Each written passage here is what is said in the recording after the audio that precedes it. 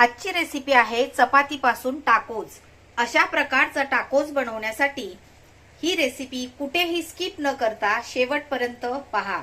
आपल्याकडे एवढं साहित्य असलं तरी आपण यापासून अप्रतिम असा छोट्या भुकेसाठी नाश्ता बनवू शकतो। तर आता हे सगळं चिरून घेऊया। शिमला मिरची चिरून घेऊया। कोबी चिरून घ्यायचा आहे। कोबी जरा लांबडा चिरायचा आहे। भाज्या आपल्या आवडीप्रमाणे कमी जास्त करू शकता, ते काही प्रमाण नाही किती प्रमाणात घ्यायचं, आपल्या आवडीप्रमाणे कमी जास्त करू शकतो। आता पनीर चिरून घेऊया। साहित्याचं योग्य प्रमाण डिस्क्रिप्शन मध्ये दिलेलं आहे। भाज्या एकत्र करायच्या आहेत। कांदा, याचे दाणे, शिमला मिरची, कोबी, टोमॅटो आणि पनीर।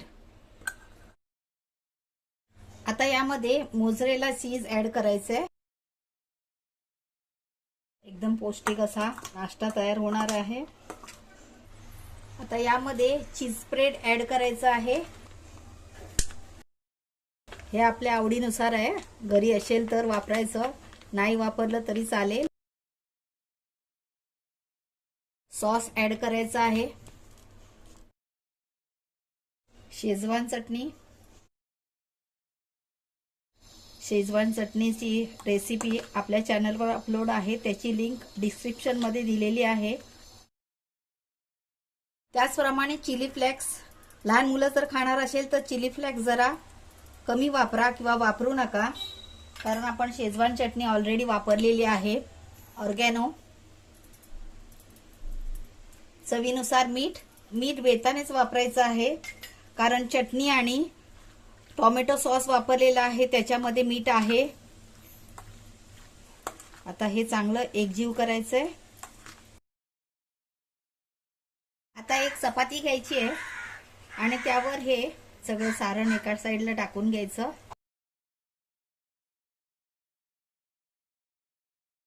आणि हे असं फोल्ड करायचं। याचप्रमाणे दुसराही बनवून घेऊया। पॅन तापलेला आहे, गॅसची फ्लेम मीडियम करायची। बटर क्यूब टाकूया।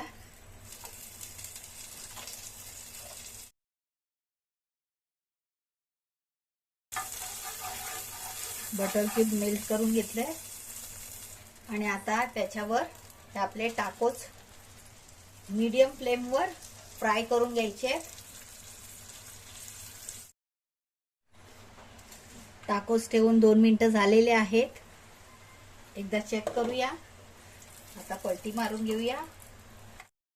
वाव,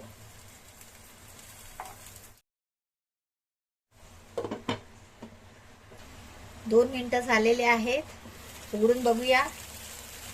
2-2 मिनिटं शेकून घ्यायचे, कारण चपाती आपली ऑलरेडी शेकलेली आहे। वाव, गॅस बंद करूया आणि आपले टाकोस काढून घेऊया। तर मंडळी, अशा प्रकारे टाकोस रेडी आहेत। रेसिपी आवडली तर लाईक करा, शेअर करा, सबस्क्राईब करा। वेळात वेळ काढून तुम्ही ही रेसिपी पाहिली त्याबद्दल खूप खूप आभार। लवकरच परत भेटूया अशाच एका नव्या रेसिपी सोबत। तोपर्यंत बाय बाय।